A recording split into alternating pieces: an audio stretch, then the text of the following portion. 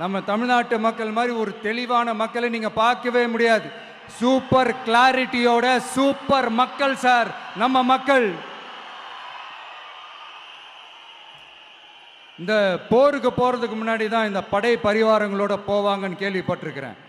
ஆனா நீங்க என்னடானா இந்த ஒன்றுத்துக்கும் உதவாத இந்த பால் டப்பாவை உருட்டிக்கிட்டு இருக்கீங்களே சார். உண்மையிலே இந்த எலெக்ஷன் எதுக்கான எலெக்ஷன் சொல்லட்டுமா?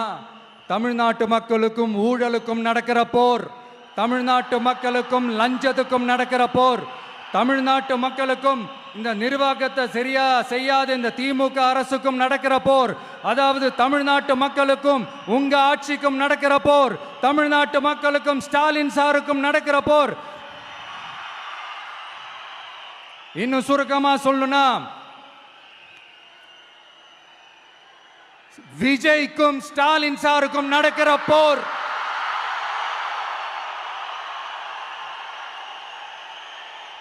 இதுக்கு நடுவுல இந்த என்டிஏ டெல்லி இதெல்லாம் என்ன லாஜிக்னே புரிய மாட்டேங்குது சார். தமிழ்நாடு தான் விஜய், இந்த விஜய் தான் தமிழ்நாடு. தூய சக்தி டிவிகேவுக்கும் தீய சக்தி டிஎம்கேவுக்கும் தான் இந்த போர்.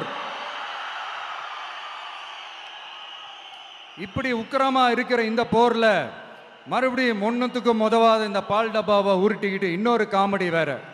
அது என்னடானா அவரோட ஆட்சியில தான் தமிழ்நாடு சூப்பர் ஸ்டார் மாநிலமா இருக்குதான். கரெக்டு, தமிழ்நாடு சூப்பர் ஸ்டார் மாநிலம் தான்.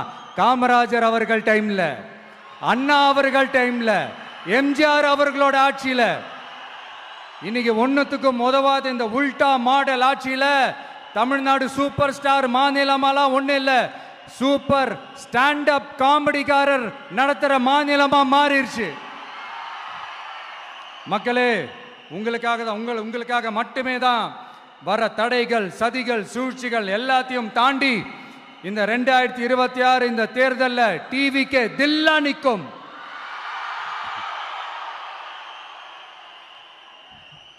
இதுவரைக்கும் நடந்த எலெக்ஷன் வேற, இப்ப நடக்க போற எலெக்ஷன் வேற. ஒவ்வொரு 5 இயர்ஸுக்கும் நடக்கிற எலெக்ஷன் மாதிரி இதை நினைச்சிடாதீங்க. 50 வருஷத்துக்கு ஒரு வாட்டி நடக்க போற ஒரு எலெக்ஷன் மாதிரி இது.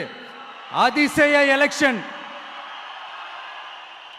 ஒரு எலெக்ஷன்ல அவங்களோட எதிரிகளை தான் எதிர்ப்பாங்க, அப்படிதான் எதிர்ப்பாங்க, அதுதான் யதார்த்தமும் கூட. ஆனா இந்த எலெக்ஷன்ல தான் ஒட்டுமொத்தமா எல்லாருமா சேர்ந்து ஒருத்தனை எதிர்க்கிறாங்க. ஒட்டுமொத்தமா எல்லாருமா சேர்ந்து இந்த விஜயை எதிர்க்கிறாங்க. ஏன்னா இந்த விஜய் ஊழலை எதிர்க்கிறான், லஞ்சத்தை எதிர்க்கிறான், மக்களோட மக்களா நிக்கிறான். அந்த மக்கள் அவன் கூட நிக்கிறாங்க. அந்த காண்டு எப்படி? அந்த காண்டு தான் ஒட்டுமொத்தமா எல்லாருமா சேர்ந்து ஒருத்தனை எதிர்க்க காரணம். நீங்க எப்படி வேணா எதிர்த்துக்காங்க, ஆனா போட்டி 2 பேருக்கு நடுவுல தான். ஒண்ணு இன்னொன்னு. இந்த எலெக்ஷன் டேல மேக்சிமம் என்ன பண்ணுவீங்க? போவீங்க, ஓட்டு போடுவீங்க, வருவீங்க, அவ்வளவுதான் உங்களுடைய பார்ட்டிசிபேஷன். ஆனா இந்த எலெக்ஷன்ல நீங்க பங்கெடுத்துக்க போறீங்க. எஸ், உங்க வீட்டில் இருக்கிற ஒரு விஜய் தான், உங்க வீட்டில் இருக்கிற ஒரு விஜய் தான் வேட்பாளரா நிக்க போறாங்க.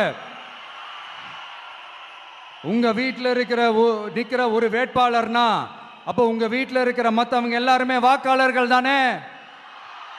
உங்க அம்மா, உங்க அப்பா, உங்க அண்ணன், உங்க தம்பி, உங்க சொந்தம் டிவிக்கே வேட்பாளர் அப்படின்னா அப்போ உங்க ஓட்டு விசில் சின்னத்துக்கு தான் எல்லாருக்குமே தெரியும். ஏன், நம்மளோட எதிரிங்களுக்கு கூட அது நல்லாவே தெரியும். அதனாலதான் நமக்கு எதிராக அவ்வளவு அவதூறு பரப்புறாங்க. என்னென்ன அவதூறு பரப்புறாங்கன்றது உங்களுக்கே நல்லா தெரியும்.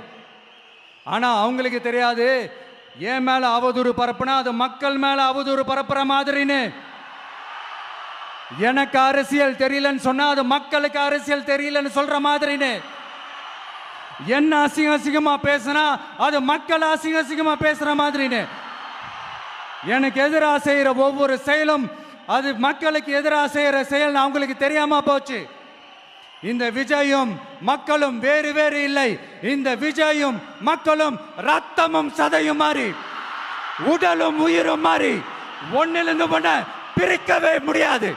எஸ், சென்சிட்டிவான சென்டிமெண்ட், அது சென்சிட்டிவான சென்டிமெண்ட்.